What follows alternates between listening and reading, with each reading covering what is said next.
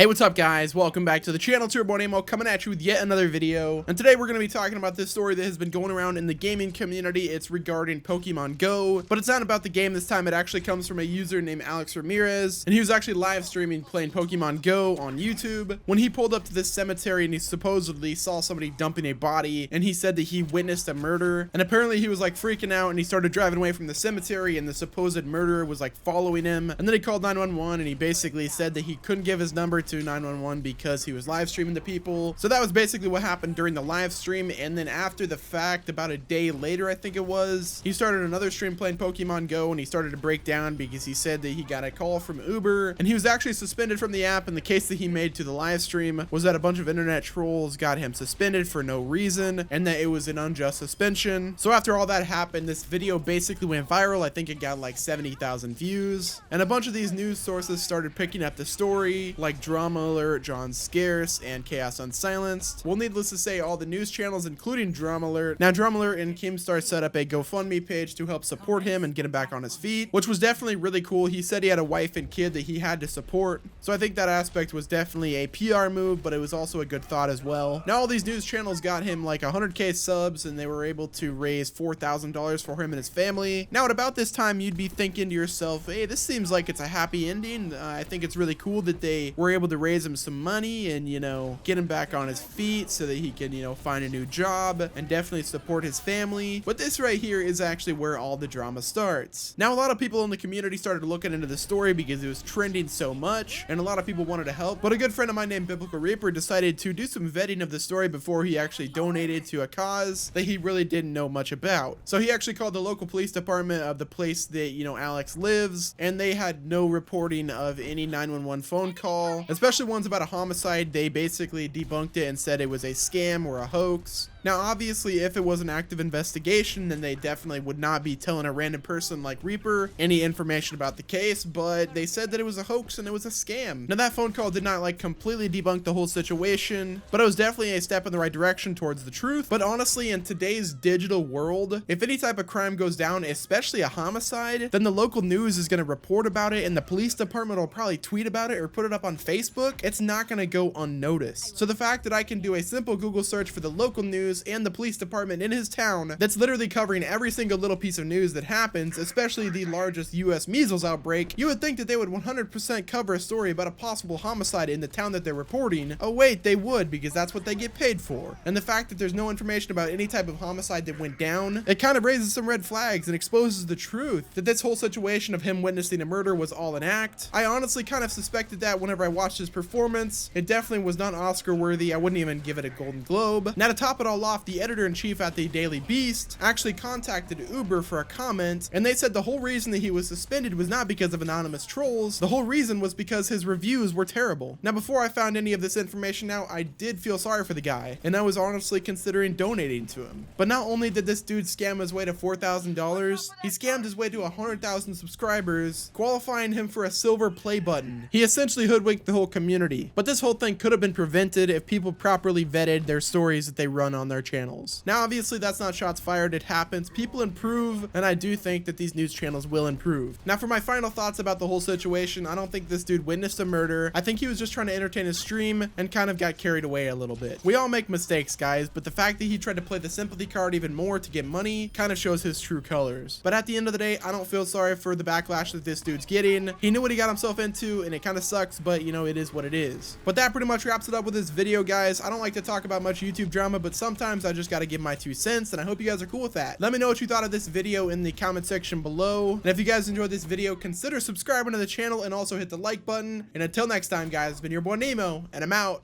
Peace. Bring the madness.